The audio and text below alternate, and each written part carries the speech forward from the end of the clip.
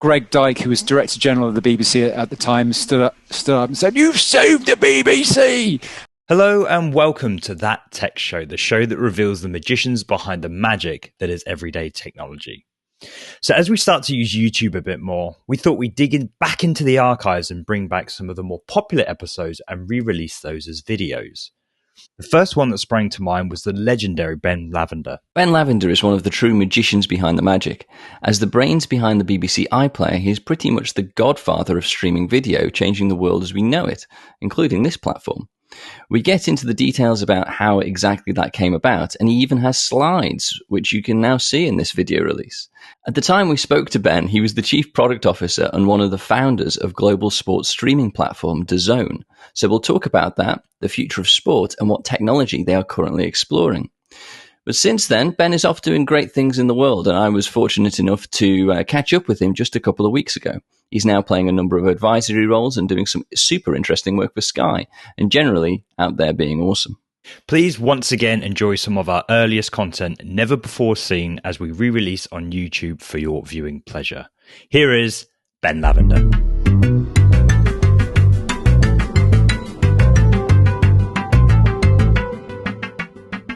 My name is Ben Lavender. I come from Letchworth Garden City right now, but I'm working at DAZN. So I'm the Chief Product Officer at DAZN, of which I built from startup. Which was about, 5 years ago, 6 years ago? It's getting on for 6 years. Yeah. A long while ago. So originally it was an idea of, it was 6 people in an office in just off Trafalgar Square. It was the idea of, let's build the Netflix for sport. And now it is millions of customers in 200 countries, predominantly the biggest rights being Germany, Austria and Switzerland, Italy, Japan, Canada, but said from December it was live in 200 countries.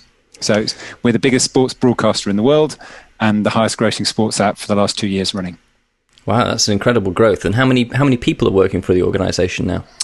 I believe it's somewhere in the region of 2,500 or so permanent, but then there's a bunch of freelancers and certainly the creative side. So that's quite some growth, really, to go from, what did you say, 6 people initially? Well, I think that when I joined, I joined a company called Perform Group, and DAZN didn't have a name. DAZN was the live sport project, and there were 6 people working on that in a meeting room. And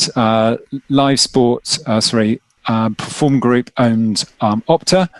And a bunch of football portals such as goal.com, etc. And they also had a watch and bet service and a bunch of other sort of sports data services. And so DAZN, or the Live Sport Project, was a fledgling kind of idea which they wanted to take to market. But now DAZN's got so big, it's taken over. So Perform Group is turned into DAZN Group. The sporting portals have been sold off. Opta's been sold off. So the business is DAZN. Wow! So starting as a startup within an existing PLC, I guess, you've managed to break out and actually end up taking over the PLC. So it was a PLC. So they did float and then they unfloated, but that was before I joined. For doing the reason they sort of unfloated, it gave them, it was easier to control their destiny. So DAZN has been bankrolled by Sir Leonard Blavatnik, who's one of the I think it's the wealthiest individuals in the UK, who owns Warner Music outright, and he also ownership of DAZN and interest in Spotify, and he's been our principal funder from Go.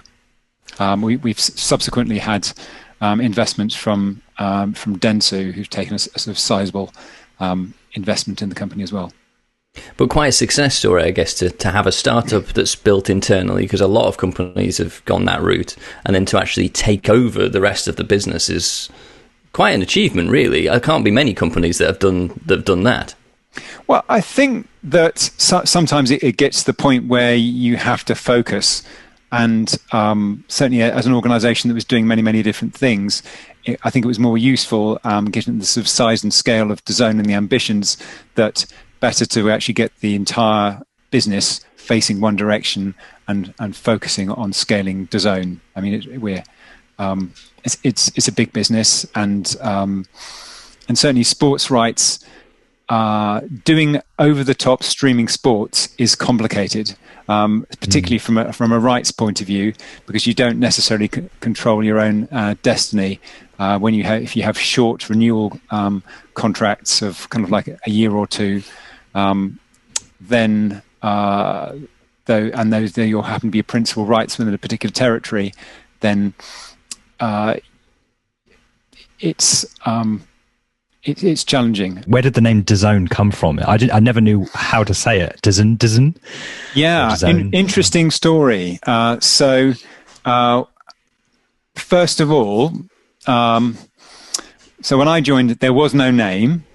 They knew that they'd come up with some sort of brand furniture, kind of like a square, and they wanted a 4-letter logo, to 4-letter brand to go in there, because I wanted a 4-letter URL. And so we went with we were looking at a whole bunch of different options to what we'd go in there. So some of the names that were being suggested. So one of the ones that sort of came up with, which we thought was quite exciting, was called Supo, but yeah, well, it actually means in France it's known as a suppository, and also I think in Finland it's kind of like the sort of secret police. So we had to actually check all these in different countries. And we were using a branding agency that came up with this amazing name called DAZN, and they said in Japanese, this actually means being in the zone. We thought, oh yeah, that's great, perfect. That's exactly what we need. And then we subsequently found out that the guy from the naming agency was lying. He just made it up, and then they were subsequently dismissed forthwith. But later on, after looking at many other names, this seemed to be the best of a bad bunch, and we've stuck with it. I mean, it's almost like a bit of a standing joke that often when we launch in a territory, then, when we launched in Italy, we made a whole bunch of promos introducing like A-list talent, saying, how do you pronounce DAZN? They were going, DAZN or DAZN, or it's like no one really knows. And I think it is a bit of a silly name, but it kind of works. Also, I was going to say in South London, that's how they pronounce the zone as well. So it works in that sense. Yeah, so you must have gone through quite a lot of names to actually get to that point as well. Then, and obviously having to try them in so many different countries. Yeah, spreadsheet after spreadsheet of names, and I said when I first heard DAZN, like my wife and I were going, no. I mean, it took a while for it to sink in, but I mean, it works. Yeah, well, I think if you've got something that doesn't exist at all, there's nothing that is tied to DAZN. You can create your own thing. You can make it into your own name, really, I guess. Yep. Yeah, absolutely. Well, I mean, I'd like to go back a little bit because I'd like to talk about creativity, because realistically, when it comes to video and streaming media and DAZN, I think it's arguable to say that video and streaming media would not be the same if you had not been part of it. So, talk about the origin of the iPlayer, Ben. So, if I go back a little bit, I think I will start when I was working for Channel 5, and when I was at Channel 5, I started getting involved in streaming. Now, streaming at this this time was the state of the art was over a 56k modem, and if you were lucky, you get something the size of a blurry postage stamp, which would keep on going up and down, and even like when I was at Channel 5, I was doing things like we were trying to work on things like streaming a cabbie cam. We did a jailbreak, which is kind of a reverse Big Brother of people trying to escape, and live streaming of that. But it was awful. I mean, and eventually I left Channel 5 to go to a startup called Mode. And at Mode, we were looking to distribute music and video over the internet using DRM, and which is where I got the idea of actually being able to sort of distribute content. And we were working with a group called Artist Network, which was basically Dave Stewart and Quincy Jones. So I spent a lot of time in New York working with them and their sort of back catalogue.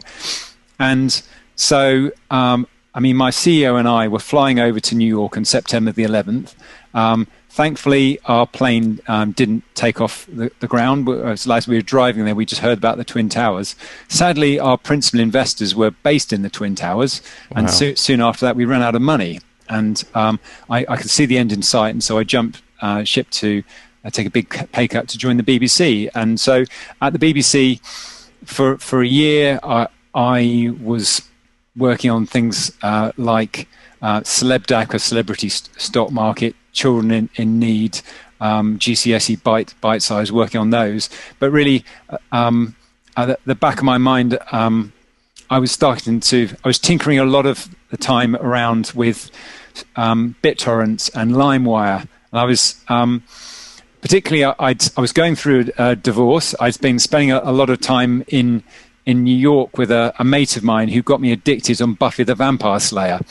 And after sort of caning Buffy after Buffy episode on her PVR over in New York, I was coming back to the UK, and there was a 6-month holdback to Buffy. And because I wanted my fix of Buffy, I started to go onto BitTorrent sites and see if I could download stuff. And after been doing this after a while, I thought this is a bit naughty, and I probably shouldn't be doing this. But then I thought, hang on a sec, I'm sure there's a way to do this legitimately. And I was working for the BBC, and I kind of thought, and it was over Christmas, and I had this eureka moment when I was at my parents'. As I said, I was on my own. I was going through divorce, and I had this idea. It came to me in the middle of, when I woke up, and I just wrote it down, and I created this like PowerPoint deck, and then I got back to the BBC. First stop was I went to go and see the head of new media strategy, as he was called at the time, who to present my idea of this catch-up TV service that goes backwards of the last 7 days. And he told me that I was wasting my time. The BBC's job is to provide program support material. No one would be interested to watch TV on a computer. Wow. I should say that I didn't give up.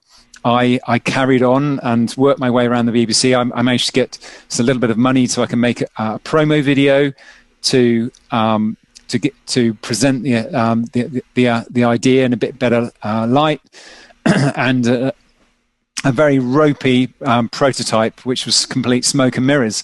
Eventually, it took 84 presentations before I'd actually managed to get into the executive board, which sounds bonkers, but this was pre-YouTube, and most people thought that I was completely wasting my time. They thought the whole idea would never work, we'd never get the rights, technically it wouldn't work, it was just the disaster all over it as far as they thought. They treated me like an idiot savant.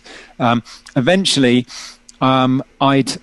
so many people told me what a bad idea it was and why it would never work. I wrote down all of these questions or all these reasons why it was a bad idea, and I made sure I'd done enough research to why it was possible and it could be done. So by the time I got to the executive board, my presentation was so polished, so battle tested, that there's just no way they could say no to it. And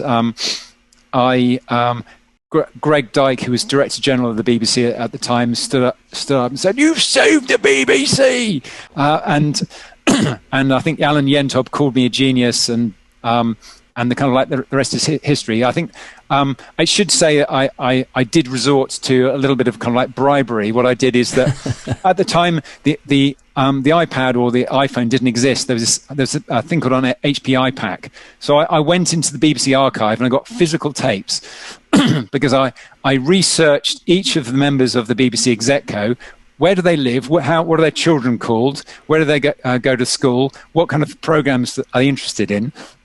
I got programs which I thought they'd be interested in out of the BBC archive, digitized them, put them onto their own personal HPI pack, gave them to them, and said, imagine if you could watch what you would like whenever you wanted, and it'd be in your pocket. Boom, there you go.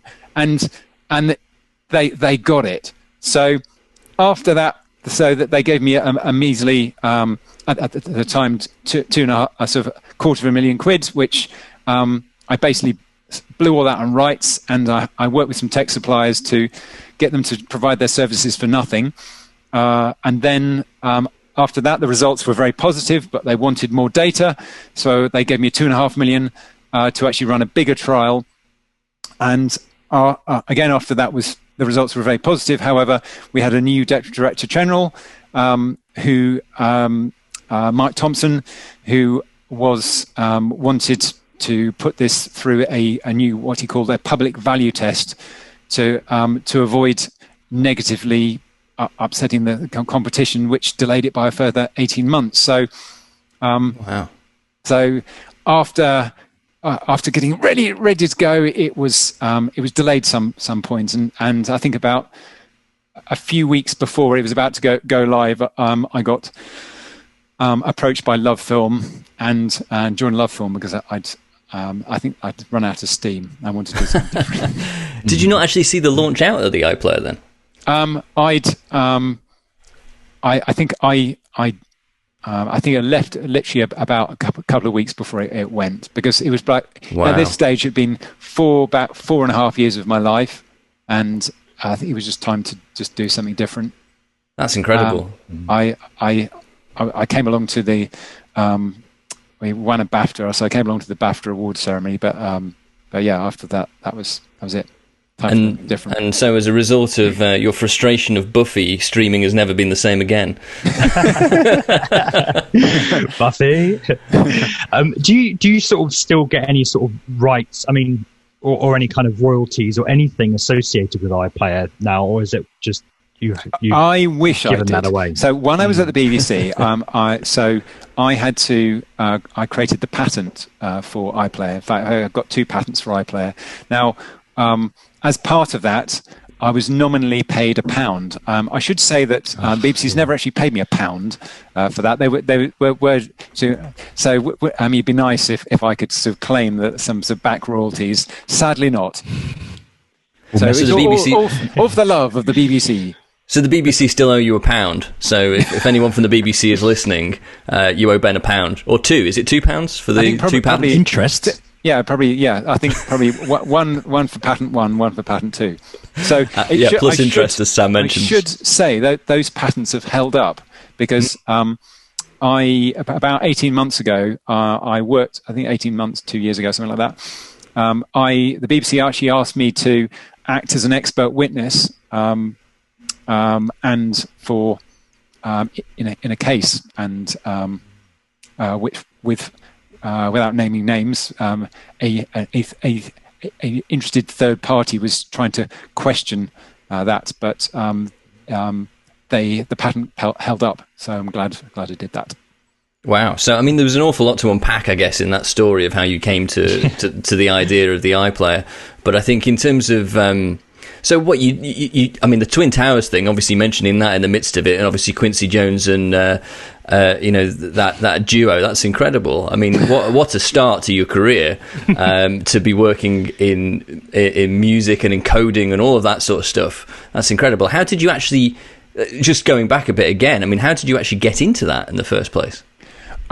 So I was at Channel 5, and my former boss from Channel 5 left to join this startup, and then he rung me a few months down the line and told me that he'd like me to leave and join with him. So he pulled me on board, and so we built a white label service for for people to distribute their content. It's worth saying that around the time, I think Peter Gabriel had his own service, which was, again, a B2B, I forgot what it's called right now, to do much the same thing.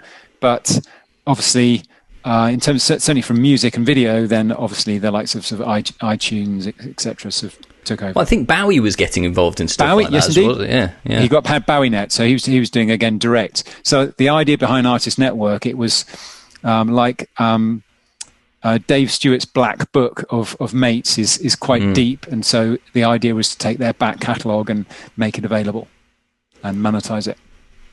What's that turned into? I have no idea. I've not. I don't know if it's. As I said, when after Mode, I've could have. Because it's interesting. It's interesting you mentioned that, because obviously, I think that they've.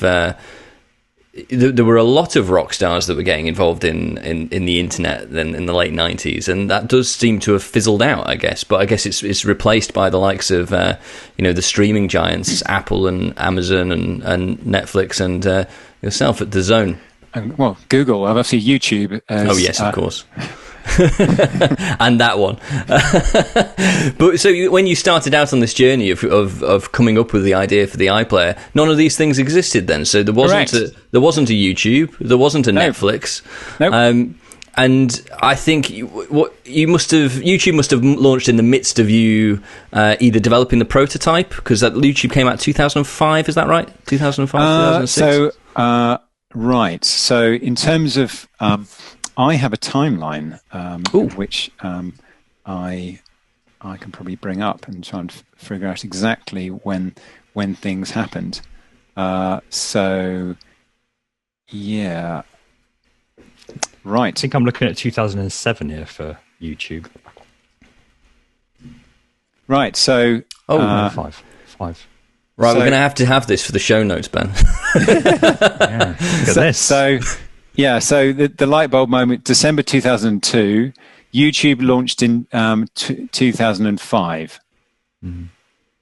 So basically, we'd already done a technical trial and won an award, and then...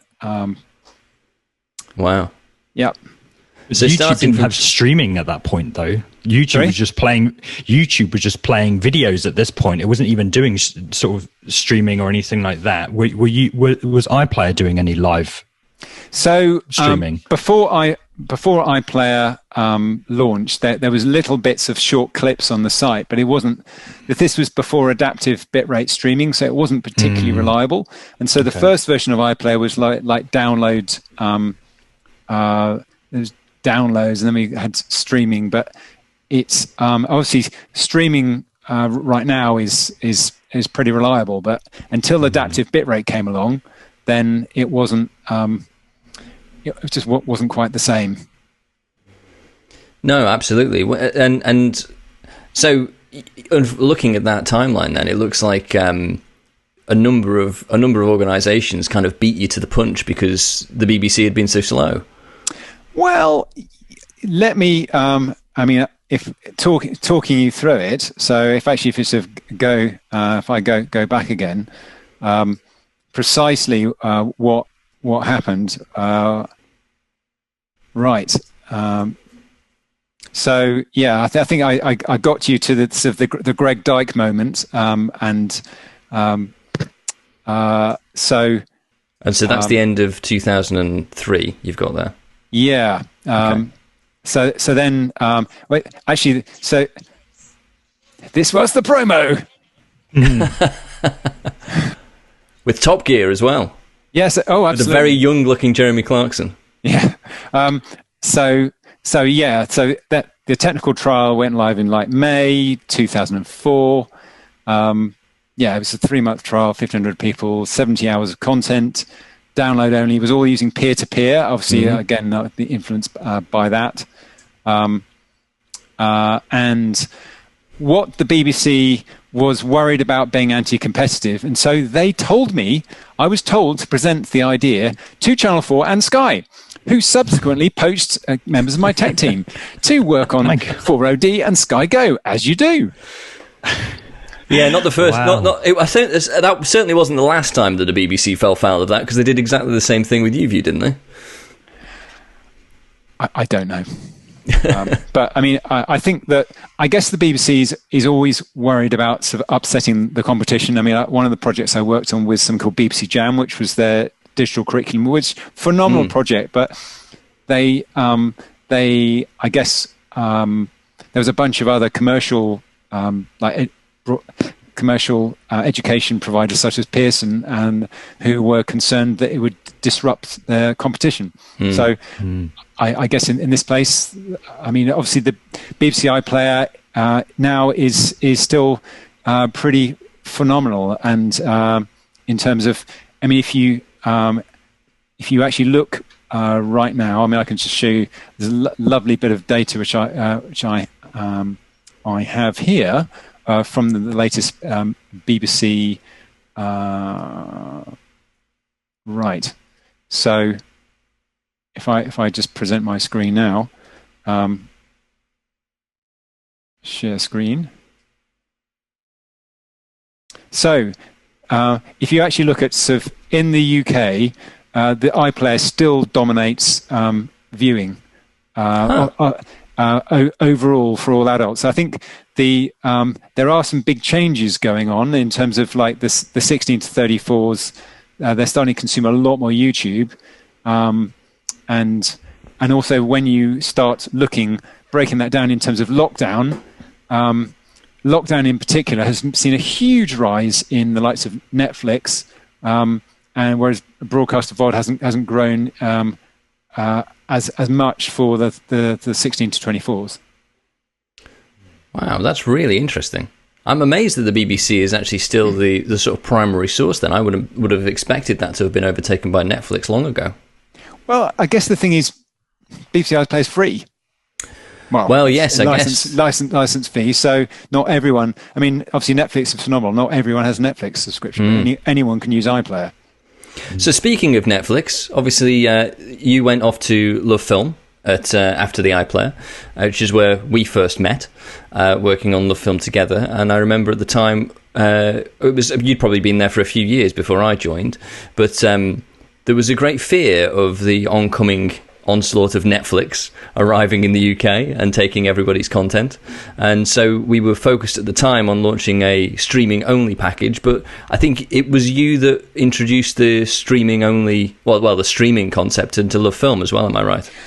Well, it's fair to say when I was approached to join Love Film, it's because what they wanted is a subscription version of iPlayer. So although originally I was like working on their doing a bit of work on the sort of DVD rental side, predominantly it was really focusing on getting their streaming service up and running. So originally we got that on the web, and then we got that rolling out on smart TVs, and certainly originally it was a little bit of streaming to complement your DVD rental, but after a while it became huge, and was then acquired by Amazon, and then it became it's fair to say that what was then Love Film became the foundation for Prime Video, and so the TV applications that were built, and predominantly a lot of that is actually now out of the Amazon Development Center, which was very much a combination of sort of like Love Film and Push Button, which were again sort of to another. Our development house, which we're using, which all got acquired and became the Amazon Development Centre, London. Yeah, and so I mean, what was the difference moving from the BBC, a huge institution, obviously, to Love Film being a startup and getting your ideas to see the light of day? What was the difference for you in doing that within the BBC versus doing that in Love Film? Well, I guess at the BBC, I mean, BBC iPlayer was my idea. Nobody asked me to do it. I came up with the idea, and so I had to try and get that idea off the ground. Love Film was a different thing. Initially, that it was focusing on the platforms. Sorry, focusing on improving the experience around DVD rental, but ultimately what they wanted and what they needed is the subscription service, which is what I sort of threw myself into. And it is fair to say there was a lot of learning on the job, and I think probably we were looking, because if content is king, distribution is queen, as I learned that expression from one of my former colleagues at DAZN, and sorry, not DAZN, I love film. So really, we're focused on actually getting onto PlayStation, getting onto Samsung TV, LG, etc. And I guess of knowing that even more at Amazon, I think when we're at Amazon, then I learned to be even more data driven. But I think the big change from going from the BBC to BBC is not a commercial entity, and so the way you make decisions is not necessarily based upon metrics. Whereas at the startup was very love film, and Amazon incredibly so is incredibly data driven. That was the change. From like a logistic or even like a legal standpoint, you obviously would have signed agreements with the BBC regarding like non-competitive like agreements or NDAs and various things like that. How does that fall in line with Love Film essentially hiring you to take what you created for the BBC and applying that into Love Film? Like it it feels like a really grey area to me. I hadn't thought about that actually. I guess. By the time I left, that YouTube was live. So Sky had done a service. 4OD had done a service. I think so. The BBC has a patent, but patents certain aspects of that. But a lot of that is very much to protect the BBC's right to be able to do that, which I think was good. Less about being a patent troll. That's interesting. Like, and they haven't come knocking on your door to say, like, just to check that nothing you had done for the BBC had made its way somehow into this new technology for Love Film. No, that's interesting, isn't it? I mean, it's a common thing. Like the industry does it. If someone does something, then you often like, if a developer makes then a name for themselves in certain technologies or whatever, then the easy thing to do is just hire that person to take their knowledge and their experience. It's absolutely, and that's what I've done throughout my career. Yeah. That was my question anyway. Before we drifted too far away from the transition, whether it be from BBC to Love Film or to Amazon or to DAZN, there are a few usual suspects who have been working with me. So there are some people who've worked on all four with me. Yeah. That's good. Well, yeah, and it got me thinking as well with the visual effects industry as well. Like I used to work in that, and a lot of they would just rotate around all of the. I mean, obviously it's a skill set, but it would be the film that gets made. Say it was Harry Potter or something like that. They would want some. NPC would want some of the rotoscope artists or whoever that worked on the different areas of that film. They're wanting to poach the ideas. I mean, whether it's called poaching, I don't know, but it's it's a known thing. I think that you could probably say the same thing about my career and my CV. That so when I joined Love Film, it's because they wanted to give me a subscription version of iPlayer. We got bought out by Amazon because they wanted to effectively take that turn it into a bigger Amazon Prime service. And when I joined DAZN, it was to create the Netflix for sport. Cool. So do you think that, the big idea that you came up with then is the iPlayer that has evolved over the time then, really? Yes. It all goes back to that. It all hinges on that, which, as I mentioned at the top, streaming probably wouldn't be the same without you. Thank you. So we have, it was interesting when you were talking about the Buffy side of things before, because I remember the US and the UK being out of sync and having to sort of desperately try and get hold of the US content before it made it over to the UK. That doesn't happen anymore at all, actually. It's almost entirely disappeared, I think. Yep.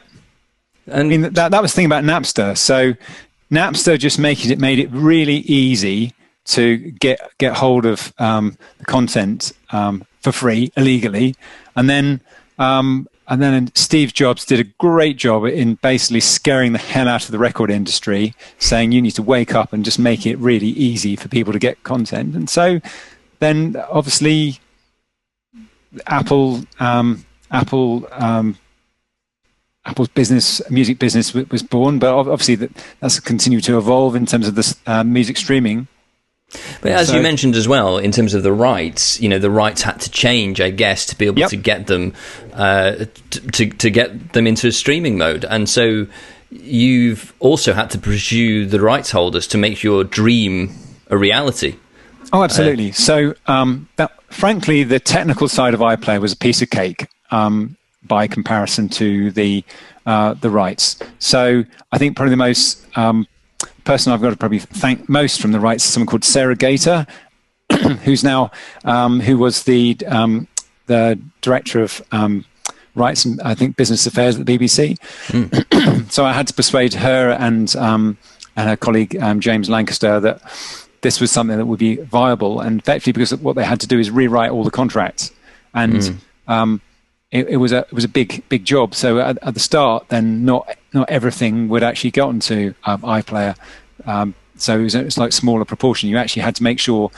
So things like all the contracts for things like Monty Python or they were done. It's just like it was. You had to change literally everything going forward, and I had to do presentations regularly to rights holders and general sort of talent unions, just to persuade them that because they were all terrified that they were going to get sort of messed over. So yeah, it was a huge undertaking.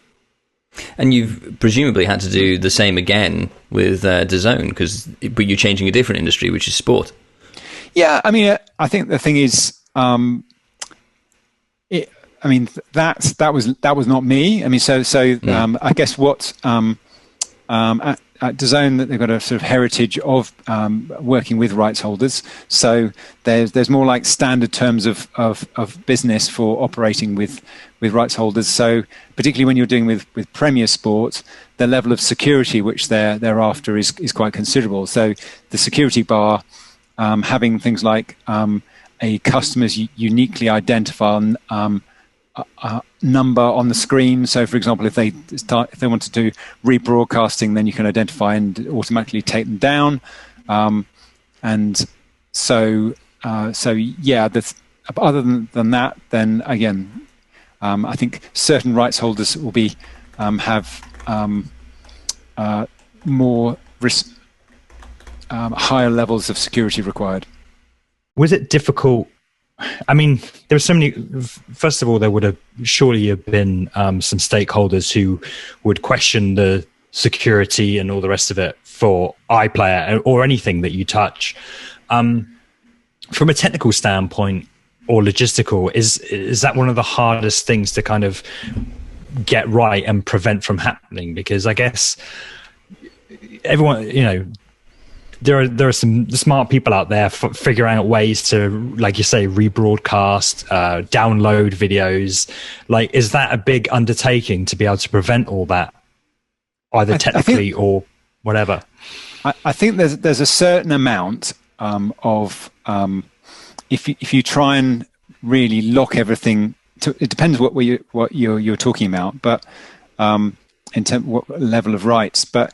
I think the easiest way is to actually make sure that the rights that you're are available available easily on as many different platforms as you want for a decent price, and then you're less likely to see piracy. Because if you're charging exorbitant prices and make it only available in certain places, it's more likely to be pirated. Yeah.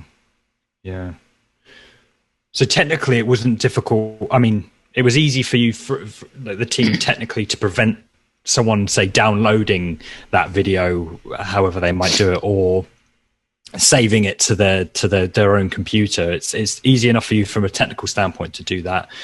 You just got to make them not need to do that, I guess. Well, we were initially kind of like a bit concerned about that, but I mean, iPlayer was download only, and it became sort of streaming, and then obviously downloads, and obviously huge are now for mobile. But I think it ceases to be a real problem, to be honest. I mean, it's like cameras in the back of the cinema, isn't it? Like, yeah, I mean, the thing is, you can have EastEnders, and you can just you might want to copy EastEnders, but I mean that obviously there's some Hollywood movies on there. There's like Big Natural History, but I mean there's such a huge variety of programs that are coming out now on iPlayer. I think I don't think it was necessarily such a big deal. And just so back on that rights point, when you joined or started DAZN, that was just off the back of was it Sky and BT pretty much taking hold of all of the rights for football in the UK? Yeah, I think at the time that it was just Sky. I think I don't think BT even had a look in. I thought there was a combined deal, but I could be remembering things incorrectly. I think obviously there is a combined deal now, yeah. But I think at the time it was just Sky. And so I think that's delayed you from launching in the UK for a significant amount of time. I wouldn't necessarily. I think that certainly the tier one rights, obviously Premiership football, is not something which DAZN has acquired for the UK. I mean, we've softly launched it in the UK in the fact of we have a global service, but predominantly it's fight sports in the for our global service. If you actually look at our service in Japan, we are sport in Japan. That we have everything you can. We are the one-stop shop for sport. If you go to Germany, we are the predominant sport player. So we have things about Friday night Bundesliga, Sunday Bundesliga, and the majority of the Champions League and a whole bunch of other sports. In Italy, we're like BT Sport with a supersized BT Sport. So we've got some Serie A, but we've got a whole lot of other content. And look at us in Canada. We've got the NFL. We've got European football, MLS. I mean, it's an amazing service. And so, what was your biggest? What's been your biggest problem that you've had to overcome with DAZN? Because obviously, growing as fast as you have and launching in 200 countries, as you mentioned, over 5 years, that's a hell of a lot to achieve. In fact, for looking at all of the stints that you've done, you've achieved a hell of a lot in a short spaces of time. But what's been the biggest challenge that you've had to overcome at DAZN? So I think the level of scalability required at DAZN has been phenomenal, because when you're at the likes of Netflix, you'd probably be lucky if you get 20% of people, 20% of people watching at any one time. At DAZN, within a particular market, you can have 85% of customers all watching at the same time. And however, during the week, you might be lucky if you probably have even 5% of them watching at the time. So, and then when you kind of get to a start of a season, I mean, if we got some big rights, start of the season, Serie A, you could be getting 500,000 or more people signing up on a day. I mean, it's just like you have to make sure that every step of the service can deal with the volume of signups that you get, the volume of people wanting to sort of kick off and watch a stream. I mean, we can have easily people just one stream watching, like 1.5 million people watching one stream. So making sure it's rock solid and robust. Sport is a lot harder than like movies and TV, because what fans care about is latency. So if they hear about a goal on Twitter before they've seen it on screen, they go crazy. If you get a low frame rate, so like 25 frames per second or 30 frames per second, then you start seeing judder in the ball. So you need to make sure you've got like 50, 60 frames per second, so it's smooth. If you get grayness in the picture, you can't see the numbers on the back of footballers' shirts. And also because it's live, what Netflix can do, they can do what's called like multi-pass encoding, so they can manage to compress the video to HD video of lights of 2 megabits. Now, with sport, you can't, because you can't encode it multiple times. You've got to encode it just once and get it out there, and so you don't have those level of advantages. And so we've had to do a lot of innovation on streaming technology, and we've built our own proprietary IP on how to have our own adaptive bitrate algorithm specific for streaming live sport. Wow, that's incredible. And how long did it take for you to build that? I mean, you've scaled as you've built. Have you had to sort of slow down the release of the product as you've noticed scaling issues? Yeah, and it's fair to say we've actually had to do a complete replatforming, what we call DAZN 2.0, because what we've realized that what we built initially, which we were working with as a third party, is as a more technical architecture, and what we needed is to build that into microservices, which we could scale more easily and could cope with infinite demand. And that's mean replatforming both our back end and our front end. Also meaning that as we got larger, it was more difficult to work with the development team. Initially, when you've got a small development team, it's easy to sort of get things out and retest. But when we've got like 500 devs, we actually have to split it out into chunks so that they can have continuous development. And that again, that required partitioning and breaking up the service into smaller chunks. And so how did you approach building that then? I mean, what was the... I think a lot of companies are going through expansion challenges, but probably not quite as extreme as this. This is an extreme scenario of growing that big in such a short space of time. How did you manage the pace in that growth? I think part of that will we actually had some really great people. So a lot of it is around people. There's some phenomenal hires there who've helped us through that. Being laser focused in terms of prioritization, so making sure that you're prioritizing, I guess, a variant on RICE, reach, impact, confidence versus the effort. So you're trying to get an ROA calculation of a bang. What's the biggest bang for the buck?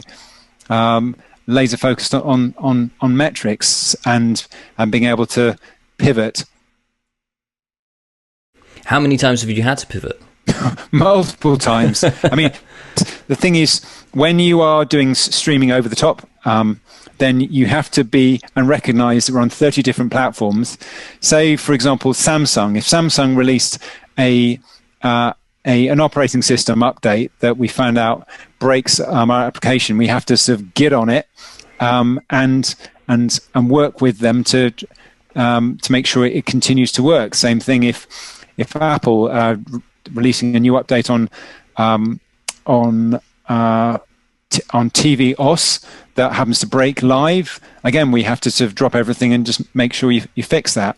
So, but those are just the client end. But it also means in terms of CDNs. I mean, we have, say, in Italy, we have relationships with all of the CDNs, not some of them, every single one of them. And so, if there's any break in the chain of actually from the camera in the stadium to the customer's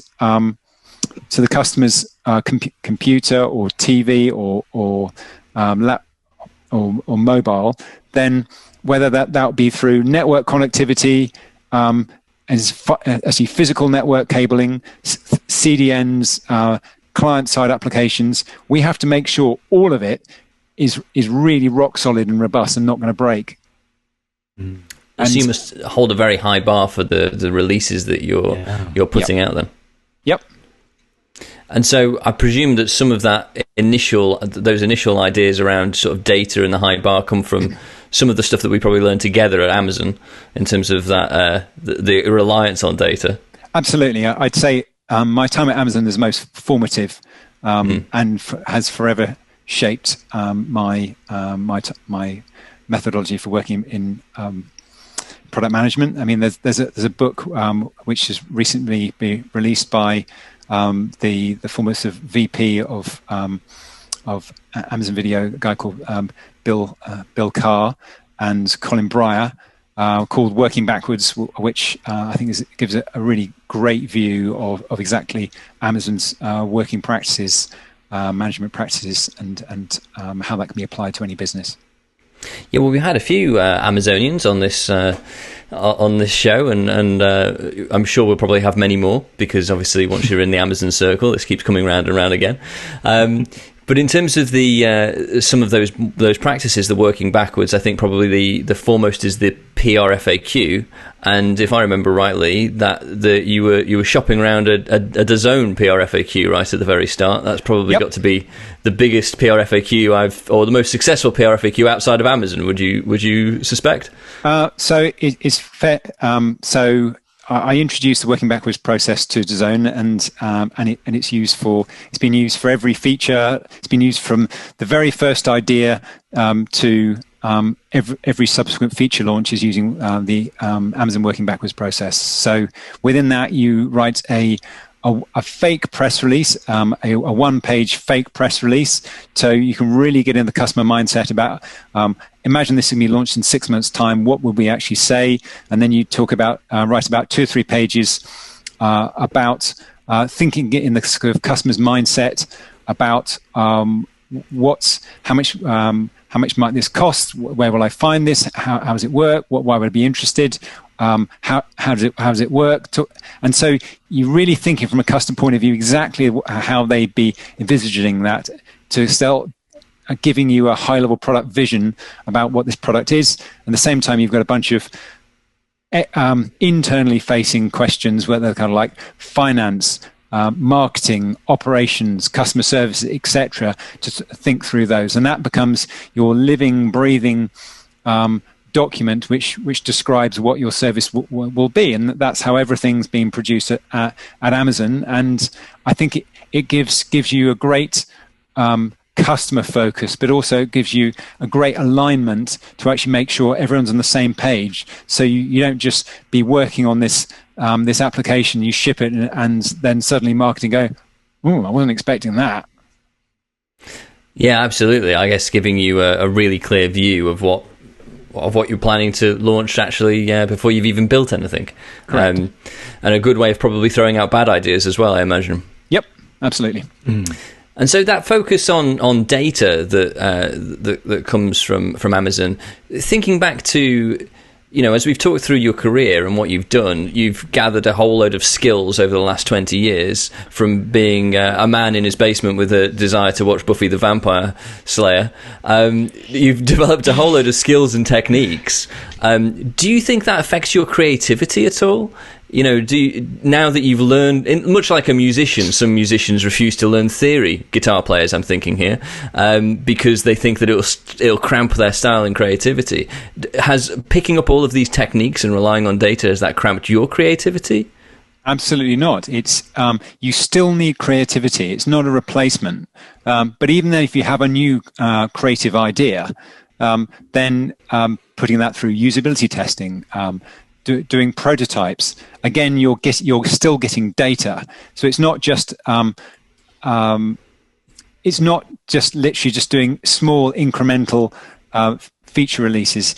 It can be quite sort of big things, but it's looking at a whole range of data, whether that be sort of, as I said, your analytics data for sort of A/B testing, multivariate testing, but as I said, qualitative data of what do customers actually feel like that, but also even like putting customer metrics in terms of everything from like NPS, CSAT, or customers' perceived quality of picture quality, of video quality. So it's all data, but you still need good ideas. I mean, we've got some fantastic creatives at DAZN who come up with some amazing ideas. But even when they do so, we still put it through usability testing. Once it goes through usability testing, we put it through A/B testing. So it's all data, but you still need good ideas. So in terms of the inspiration, which is the lead these days? Is it does the data inspire the inspiration? Does the inspiration, do you refine that through looking at the data? Which way around does it go?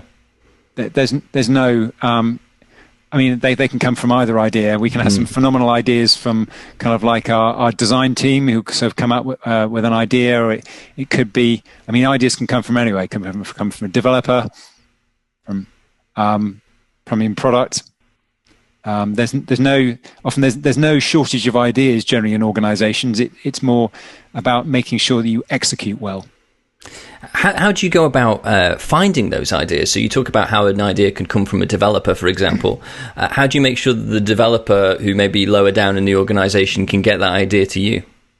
Well, sometimes I think in DAZN we've actually run quite a few hackathons, which is a great way of just developers working together, teaming up with some colleagues and working up some concepts. And so we've done some on social, we've done some using sports data, and a lot of those ideas have actually sort of made their way into the product.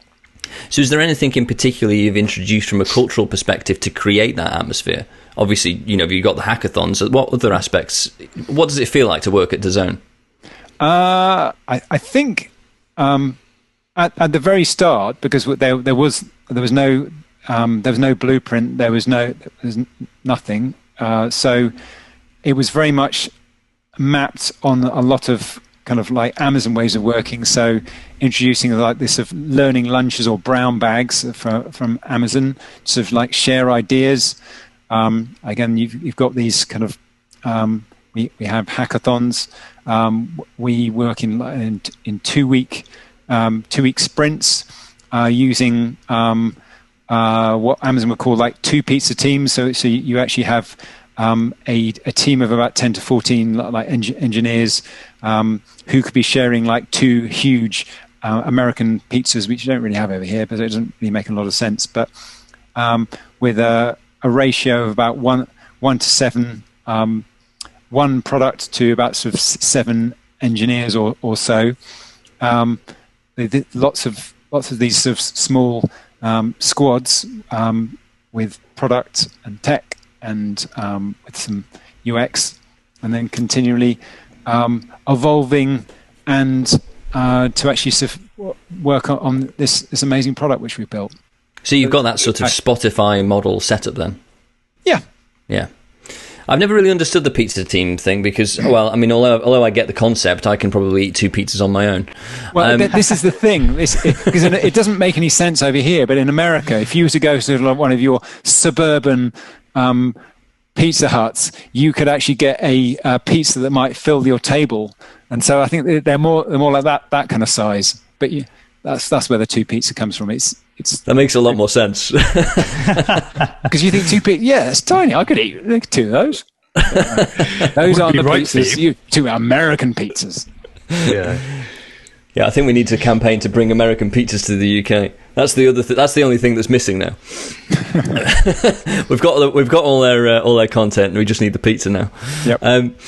I mean, you talk about testing as well there, Ben. So the A/B testing. How many experiments are you usually running on your sites? Well, it's going up and up. So originally we were kind of like running a couple, but now we can be like doing hundreds a year, and a lot of it is actually making sure that we've got more resources in terms of from an analytics and experimentation. We've got good tooling in terms of we've gone through trying lots of different tool sets, but now we're using Optimizely, so server-side Optimizely, and we're using that in a way where we can have multiple experiments going on at the same time. And with like millions of customers, it's easier enough to have statistically relevant data. That's fantastic. I mean, so I'm surprised that you've gone through so many different sort of tools there, I guess. Are you thinking about rolling your own at some point? Well, we started out by rolling our own, and it just doing before we'd actually had anything. Then we moved to Optimizely, which was client-side Optimizely, didn't quite do what we needed. And then we went to VWO, and again, it was client-side. We didn't exactly do what we needed. And then we've pivoted back to Optimizely because they've improved their feature set, and now we're using server-side, and it does everything we need it to. It's a phenomenal tool. And so all of these experiments, has that led to any more patents? Have you picked any more up along the way? Not my name's not on them, but I mean, I think we've got patents out there. I think from what we've done from the whole range of different things, from everything like sort of video player, etc. But yeah, there's a number of patents. And so, are there any competitors in the sports media space that you're particularly competing with, or as you rolled out to all these different countries, did you just eat them up? It is on a market by market basis. I mean, in Italy, in Japan, we've just eaten them up. There were like multiple different cable operators, but now we've become sport. I mean, obviously in Germany, then there's Sky and there's Amazon, and so because of course Amazon is starting to do streaming sport as well now. Yeah. I guess. Yes, they are. And so, what's next for DAZN? Well, we are in 200 countries. It's more on driving to profitability, and also deepening our engagement with customers. And what's next for Ben Lavender? Wild eyes. We will see. Curious to know, are there any technologies or tech that DAZN have got their eyes on in terms of, for example, VR, AR, or 360 video, or any kind of interesting technologies that you kind of want to see how it can work for you guys? I think things that I find exciting, in particular, is using computer vision to do motion tracking, and actually how you can we've actually done some proof of concepts where you which we were doing on boxing, where you are you've got eight camera rig around the ring. You're doing skeletal tracking of the boxers, and then before that, you actually do a 360 body capture, and so you've got their skin, and then you've got their skeletal overlay, and using the Unity, so the Unreal Engine, you just stitch the two things together, and then you can do some amazing things. So imagine you could be looking at the sort of knockout, Anthony Joshua's knockout through his eyes. We're also working with other providers who are looking to do that for football. So imagine that you can actually be looking at Messi's run-up to scoring a goal, but imagine looking at through his eyes, or the ref's eyes, or from anywhere on the pitch. So and doing that in a realistic way, and whether you use that for actually broadcast graphics for action replays, or else you have a fully immersive way of get into sport. So that's exciting. I think certainly about how you might be able to use. I'm certainly interested in digital talent. Already, like that's being used in broadcasting and in they're starting to use digital talent within the movies. I think Peter Cushing's being brought back in Star Wars, and you've got Carrie Fisher's like Princess Leia's being brought back again in Star Wars. But I think being able to actually have the idea of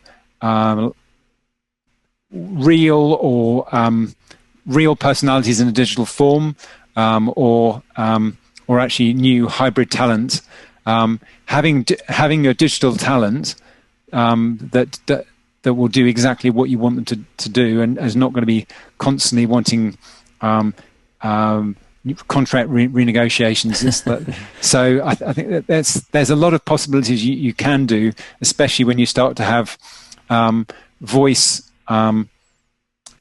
Real-time AI voice interaction with them, then that their real start can be a sort of living, breathing talent you can interact with. So all of that's very interesting to me. Yeah, it's a tough moral ground to tread on with that kind of thing, because of course, like when they released Tupac, I can imagine there being a real divide in morally what is right with that. How much can you actually play with Muhammad Ali's voice and figure and all the rest of it and get him to do what you want, versus actually providing a very, respectable piece of entertainment that actually brings joy to the customers. So it will be interesting. And I'm particularly interested about the skeletal modeling that you spoke about as well, because I think, a pure assumption, I think statistics and statistics are just such a huge thing in sport. How fast was someone going, how what is the angle of the swing in golf or something like that, and to be able to remodel that and actually provide those enhanced statistics could be a really interesting thing once you've got that kind of skeletal data. And I can imagine you need some pretty heavy duty high frame rate cameras to be able to do that, but I think it would provide viewers a lot more to engage with. That sounds exciting. The skeletal tracking, as you rightly point out, you can calculate the ball speed, the ball direction, like exactly where their leg was placed, plus also using that data and compositing that together, you can see the action from any angle. Obviously, when you're thinking about shooting football, it's a big pitch, and you can only have certain cameras. But imagine when you actually start compositing this all together, you've almost got this virtual camera which you can have anywhere on the pitch. You could even probably, do what if scenarios. What if this player was slightly faster, or if they weren't in that place at the right time, or something like that? Absolutely. Interesting. If you start capturing that, you can either replay it, or you can play around with the data, because you've actually you've calculated every single movement that sportsman's made, and then you can replay the real thing, or exactly. What if they kicked the ball a little bit harder? They would have got it in. Exactly. Yeah. Yeah. Possibly you really mess with people then, wouldn't you? You mess with the fans. They'd be like, "Oh God, why didn't he do this?" Or because you know how people just 0.1 miles an hour faster, it would have been in. Yeah. The compute power to do that would be incredible, though. I guess that's probably, is that similar technology to what they did with the Irishman to make those old gangster stars look younger? I've not seen that, but I mean the technology. Oh, I'd highly recommend it. It's great. Yeah. The technology we're talking about, I've seen it, or at least I've seen. We did this 18 months ago for boxing, and I have seen it working for other other sports. Wow, so that's really exciting. It's coming. It's coming. Well, we covered on our news segment a couple of weeks back. We covered the Unreal Engine, which is literally Unreal. So I think it would be amazing to see that turned into sports. I think an augmented reality would just be a game changer, really. Yeah, particularly when you start thinking about. I mean, you have 350 million viewers, users in Fortnite, and that you start people getting things like live gigs with Travis Scott on there doing virtual gigs, and so I think the idea of actually people giving like virtual gigs. Oh yeah, well I mean I think both Frank Zappa and Roy Orbison went back on tour last year, and they've both been dead for nigh on 30 years. Wow, it's incredible, isn't it? It's crazy. But I think that again creates a different element of rights negotiation. Someone else is going to have to take the charge on leading the rights there, I guess, to actually have the likenesses. Because that appearance from Peter Cushing, I think, was groundbreaking, as you mentioned. It was incredible seeing him back on the screen. Yeah. So I mean, is that that's the direction for DAZN then, or is that just an area that you're interested in? I think I'm just saying that those are. I think the primary focus of DAZN is getting to profitability and deeper engagement with our customers. So what's next in terms of streaming media then? Because we've talked about getting interactive. Where do you think we're going next? We're talking about what the future's going to hold in a few years. Where do you think it's going? What's the next big idea that's going to land where we can say that you heard it here first? So I think that for the last, 5-6 years, we've been talking about unbundling. You're having more and more services breaking the bundle, the sort of cable bundle or the sort of satellite bundle, to actually have you have a Netflix subscription, you have an Amazon Prime subscription, Disney Plus subscription, DAZN subscription, ITV Hub Plus subscription. Like, there's only so many subscriptions people will take, and I think that the great unbundling can only go one way, and sooner or later there's going to be the great rebundling. So I think there will be. There's going to be some consolidation in the market, because otherwise, Netflix are too big, and I think smaller players will probably need to work together to be able to continue to be relevant. And there's still, I suppose, some lack of access to certain things like live television. Like, there are certain streaming services in the US from like the likes of NBC and HBO that we still don't get access to over here as well. And I think that's probably part of the unbundling. Do you think that there's going to be a revolution that's going to change that as well to make it more of a global product? There's always going to be some regional differences, both from a rights point of view. Or, I don't know. I think that Netflix has the ability to actually do global rights deals. Obviously they make their own content, which they can ship out to many different countries as they wish. Obviously they were having built deals with Marvel, but now they're producing their own. They have got more control over their own destiny. Certainly, if you are in all countries, DAZN is in 200 now, then it obviously does give us the ability to actually do global deals. At the moment, we've done global deals in terms of boxing, but we could do global deals in other sports. Well, thanks, Ben. That's been excellent. It's particularly exciting to think about where things could be going in the next few years. Thank you. Thank you so much. Pleasure. So that's it. Thanks, Ben. Really, genuinely appreciate it. It's been a while since we've caught up. It's nice to see you again. You too. Good talking to you. Yeah, nice to meet you, Sam. Nice to meet you too. And all the best with DAZN. It's lovely to hear how it's continued and how it's developed. So yeah, good luck with the rest of that. I look forward to being able to actually subscribe properly in the UK and seeing this augmented reality. Thanks. Good to talk to you guys. All right, thank you. Right. Cheers. Bye-bye. Take care, Ben. Bye. Bye-bye.